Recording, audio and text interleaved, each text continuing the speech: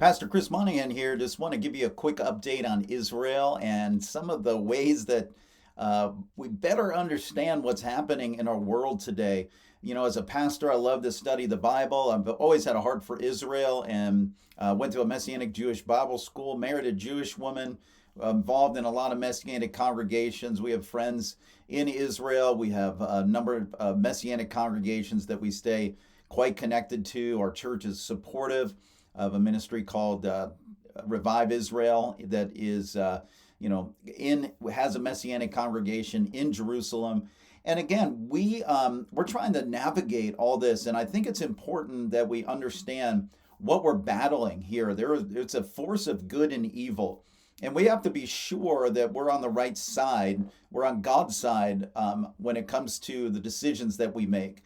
And just a couple of things I want to share with you today. You know, that Hamas has declared a day of jihad, and jihad just means it's basically an attack on Christians and Jews all throughout the world.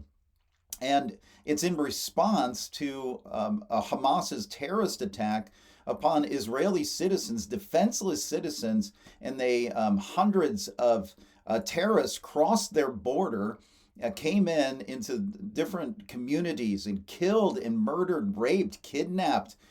Even stories about beheading infants. Again, I'm not sure how. Regardless of whatever, I mean, it's horrid. Even if babies were not beheaded, it's still horrible. They were killed, murdered, kidnapped, and why? How can anybody in their right mind agree that this was a righteous thing to do, or this was needed? And I want to give you a little history of the Gaza Strip. Now, the Gaza Strip is actually where that was recently given over to the Palestinian state. And if you see a picture of Israel, Israel right now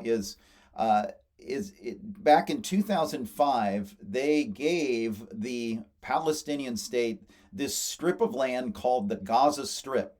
And it was a lot of times because the American government, the United States government, forced Israel to give up that land in trading it for peace.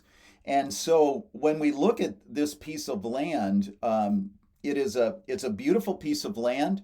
It's right on the ocean. I mean, it is could be a very prosperous place. And I remember over 10,000 Israeli citizens were forced to move from the Gaza Strip, and and it was a prosperous land. I mean, and it was given in the hopes of, alongside of President Bush and Secretary of State Condoleezza Rice, in hopes that it would bring peace to Israel. It would be kind of a gift or from Israel and from the United States saying, "Hey, we want peace." Well, what happened is that now this is actually the land where the terrorist attacks came from. Hamas was voted in back in 2005 as the political party over Gaza. And then we see what happened just last week is this was a hotbed for terrorists. And it's heartbreaking. I mean, we're in, thousands of Israeli citizens killed right now. And the United States was behind that. They were like, yeah, let's do that. Let's trade your land for peace. And let me assure you that God does not want Israel being forced to trade their land. And the Islamic nations have no desire to bring peace with Israel. If you understood the Arabic language, you would hear them say, "Death to Israel, death to America." And their prophet, Muhammad, encourages them to lie, to do whatever it takes to, when you're in a position of weakness, then you lie, you cheat, you steal, you do whatever it takes to get in a place of power. And that's exactly what took place. The Gaza Strip was what could have been a very prosperous piece of land, but instead it was, America has given millions and millions of dollars to the Gaza Strip, the European Union. And what's happening is it's all that the money is not going toward the Palestinian state, it's going toward terrorism. And it's unfortunate that you have many people in Palestine who want nothing to do with this terrorist state, but because their government is evil, and they're out of control, what's happening is now they're being caught in the crossfire. And again, none of us as believers want to see innocent lives destroyed, people killed. But what happened on last Saturday was a 9/11. It was evil. It showed the true face of evil. And then we have to ask ourselves, how could groups like BLM, join together with the Palestinians, justifying this act of violence, this act of this? It's like Nazism. And what takes place is we find there's this thought process called cultural Marxism, and it takes place in our society. And I'm just going to take a few minutes to explain this because I think it's so vital for us to understand. Cultural Marxism basically just says that the oppressors are always wrong and those who are seemingly oppressed are always right. So no matter what let's say, Israel is viewed as an oppressor and the Palestinians are viewed as those who are oppressed or the victim. And so what happens is then anyone who appears to be oppressed in our society will then join together with the other ones who appear to be oppressed as well. And they will, doesn't matter whether they do right, wrong. It basically just says the oppressors are always wrong. Israel is always wrong, and the Palestinian state is always right. That's why somebody can justify, well, they had to go in and murder, rape, kill, steal, destroy because of the situation they're in. They keep saying this statement that the Gaza Strip's like an open air prison. Well, the truth of the matter is that Gaza could be a very prosperous state if they would spend their money and focus on not trying to destroy Israel, but instead working alongside of Israel to make a prosperous state. But they don't want to. The Gaza Strip and the Palestinians are being used as a ploy to bring Israel to nothing and to destroy it. And so what takes place with cultural Marxism is you can see that in our culture today, if you're white, like I'm all of these, by the way, I'm a white heterosexual man, I'm a Christian, and I'm rich. You'd say, what do you mean you're rich? Well, anyone who has a car in the world today is rich. So yes, I have a car. I have 2 cars. And but what we see is if you are characterized as an oppressor in this society, or then what happens is that your views are always viewed as evil, no matter what you do. If you're white, then you use the tool of racism to oppress any other skin color. If you're a heterosexual, then you use your sexuality to oppress the LGBTQ community. That's why I've seen a lot of people say the gays are for the Palestinian state. Again, it's just those who are apparently oppressed are the ones who are going to join together. A man, of course, uses sexism to oppress women. Christians are the powerful ones, and they're oppressing other religions. And Marxism was created basically as an economic system that said rich people are bad. They use capitalism to oppress the poor. And then they bring people into the idea of socialism and communism, which just brings total misery for everyone. It's evil. Marxism is not a bad economic plan. It's outright evil.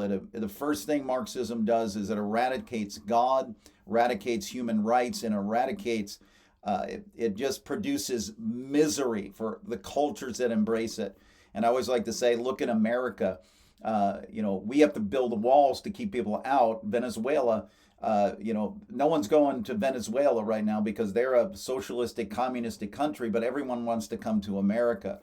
And this just reminds us how important it is that God wants America to have borders and boundaries. He wants us to have gates, and not just building a wall, but a gate system, a gateway system to allow the right people in and keep the bad people out. Donald Trump's, motto in 2016 was build that wall. He should have said build the gates, because basically we want people to come to our country, but we want the right people. We don't want evil people. We don't want terrorists coming into our country. And back in 2005, when the United States pushed to have the Gaza Strip given to the Palestinian state, land for peace. What happened was, I believe that what they experienced on a small level, 10,000 of their citizens were banished from the Gaza Strip, forcefully removed, bulldozers plowed their houses down. And then what happened is just a few days later, we found in America that Hurricane Katrina displaced 500,000 of our citizens. And I believe personally this was God's judgment on America because we forced Israel to give up their land for peace. And what happened is the ratio is 50-1. That's exactly what the ratio is of Americans to Israelis. So what happened at a level of 10,000 in their nation was the same ratio that happened during Hurricane Katrina, 50-1. 500,000 people were displaced during Hurricane Katrina. So again, what happened in Israel today is America's fault. I mean, I want to pray, Lord, bring destruction to all the enemies of Israel. But the sad truth is that we as Americans have been enemies to Israel because we made available funds for Iran, who supports Hamas, and we have not been a friend of Israel. Our tax dollars have gone to promote terrorism in the Gaza Strip. And so what happened is we have to realize the land for peace is never the answer. And America needs to stay out of forcing Israel to make these horrible deals, which is, the blood is on our hands. And as Christians, we need to be forceful and vocal that we stand with Israel. But our State Department, and it's unfortunate those that are the resident in the White House right now in the administration have evil intentions toward America. They want to see America fall apart. They thrive on chaos. That's why our borders are open. And can I tell you that if you don't have strong borders, you don't have any identity. And if you don't have any identity, you don't have destiny. God's placed America in a very significant spot. And it's nothing for the left to desire more to see our country fall apart.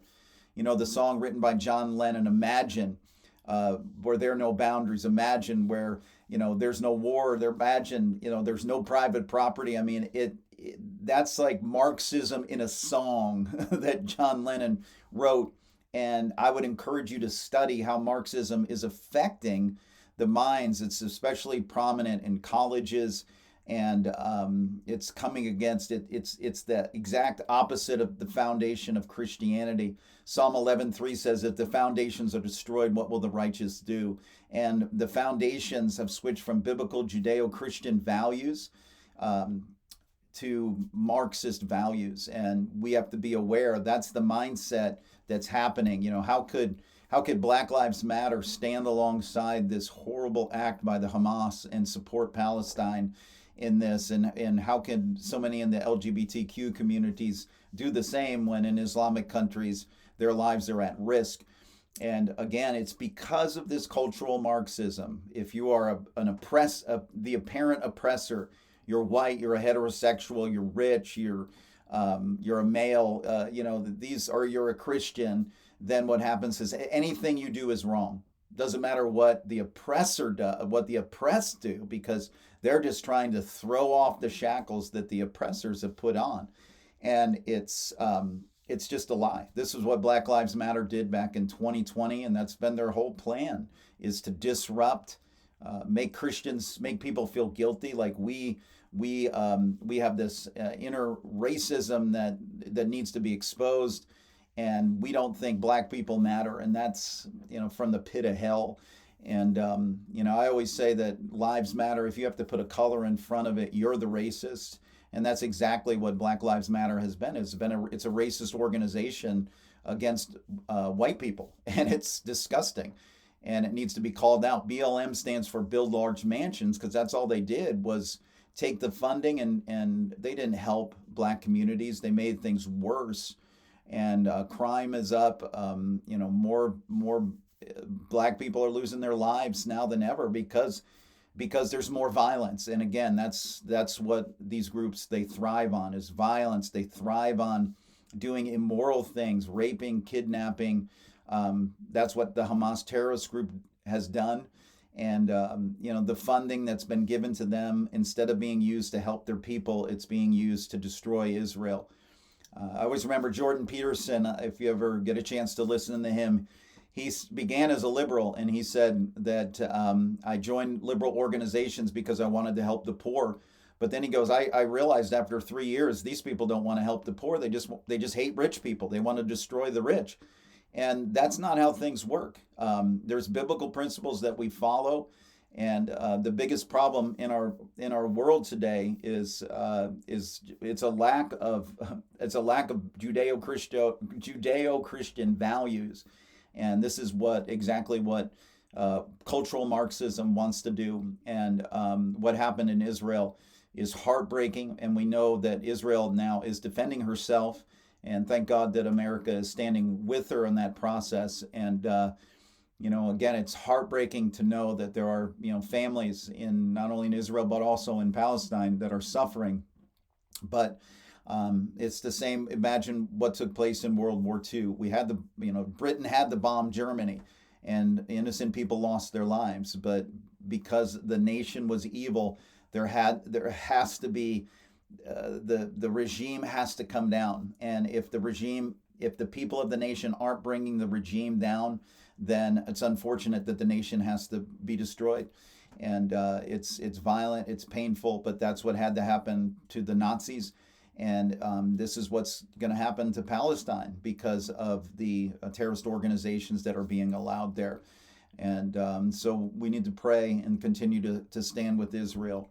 One of the sad things that you realize is that the European Union gave the people in Gaza, the Palestinian state, they helped them get water pipes so that they would have water. And that's what the big stink is now. Oh my gosh, the Israelis cut off the water supply. Well, they would have had water if they didn't dig up all the pipes and use them to build missiles to be shot back into Israel.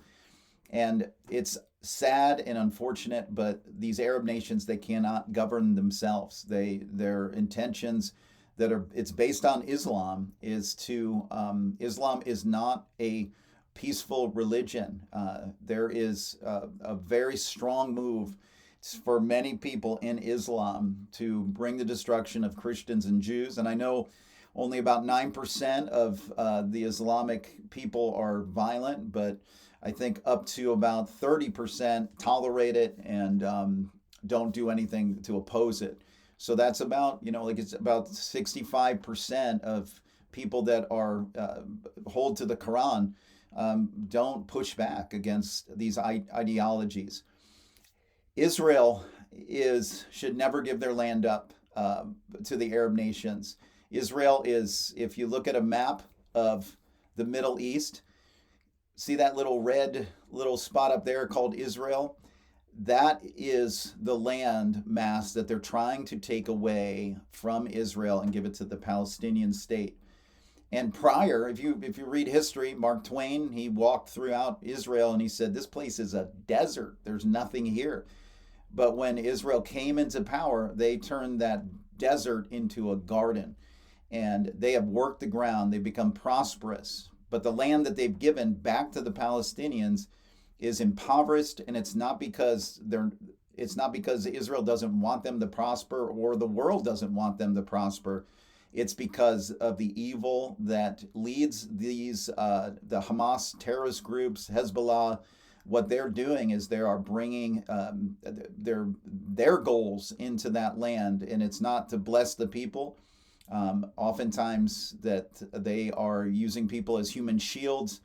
That Israel does their very best. Whenever they have to bomb something, they warn people, hey, we're gonna be bombing here. Get out. We don't want innocent people to die. And sometimes they'll have to bomb schools and mosques and hospitals because that's where these terrorist groups are going. Again, there's no morals. There's no respect for human life. The only goal of these terrorist groups is to overthrow Israel. In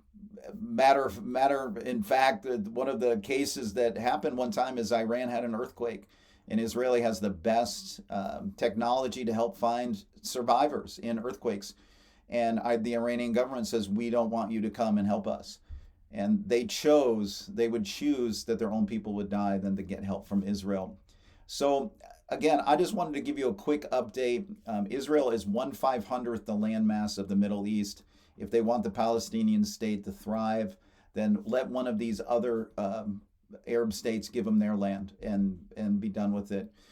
So that's kind of a quick update. And as we talk about Israel, we love Israel. Pray for the peace of Jerusalem.